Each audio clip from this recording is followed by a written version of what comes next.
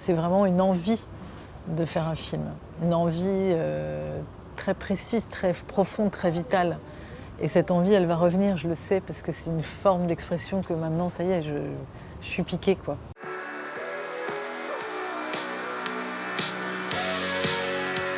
La différence, c'est qu'Héloïse, elle est élégante, tu vois. Qui ça? Héloïse. Je vois pas. Tu vois qui c'est, toi? Héloïse? Non, je vois pas. Parfois, elle parle en allemand avec ses amis. Ça lui donne un air concentré. Elle me rend fou. Elle me rend fou. Ich liebe dich. Jalouse, va. Ce qui est arrivé, c'est que je voulais parler de la guerre sans la montrer. Et du coup, Et puis, je voulais parler de cet âge-là que j'ai toujours aimé, aimé parce qu'il est justement à l'opposé de la violence.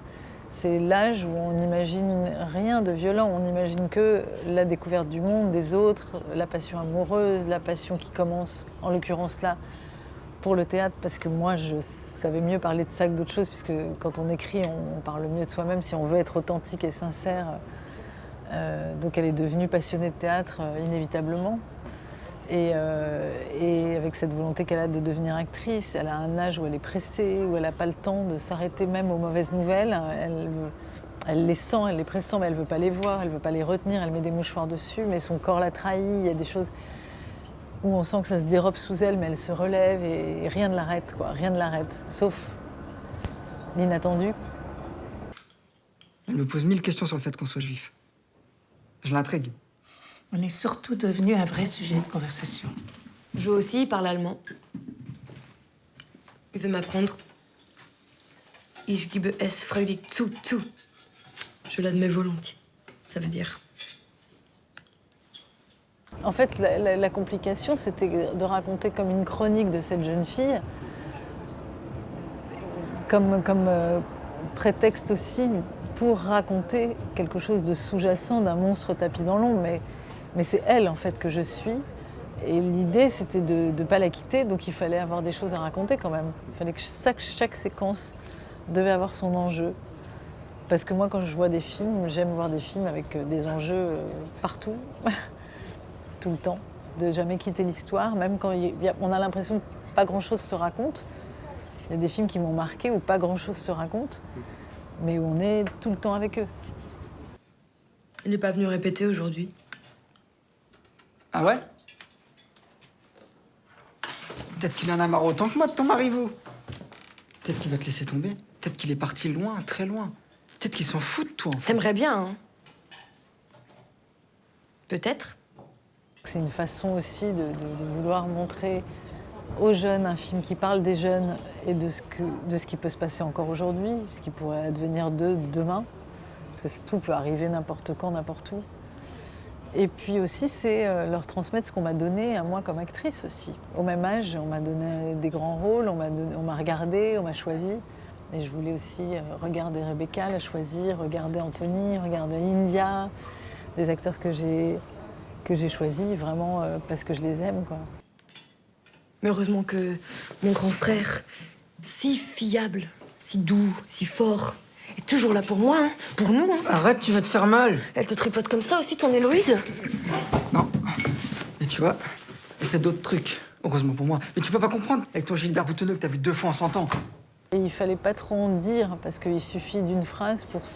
On sait où on est, nous, on a 70 ans d'avance sur eux, donc on sait ce qui s'est passé. Un des plans qui m'émeut le plus dans le film, et même en le faisant, c'est quand Rebecca, avec son étoile, danse au milieu de toutes ses copines au café. Parce que j'ai voulu vraiment...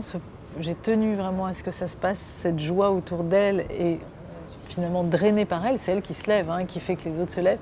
Mais elle a cette étoile. Et qui fait d'elle quelqu'un de soi-disant différente. Pourquoi, comment, j'ai jamais répondu à cette question et on n'y répondra jamais, puisque c'est une folie, il n'y a pas de réponse, il y a juste la question. Et j'espère qu'on s'interroge encore et encore quand on voit cette image de pourquoi en faire d'elle quelqu'un de différent, juste parce qu'elle a ce signe sur sa veste, quoi. Bah moi, au moins, il sait écrire, mon Gilbert.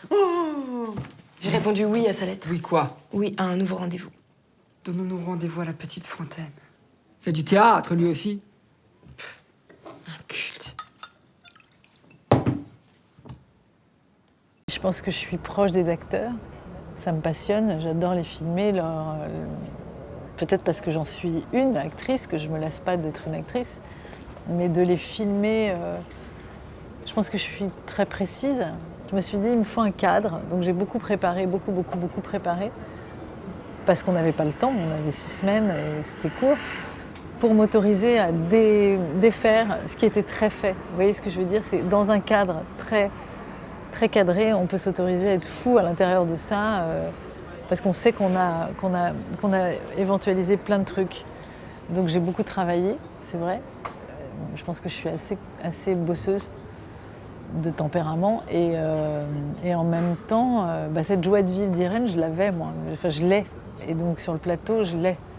Et il y a une façon d'entraîner les autres et d'être ému d'ailleurs de voir les autres donner le meilleur de soi pour vous, quoi. Enfin ça m'a... j'ai découvert ça aussi, l'émotion du plateau, quoi.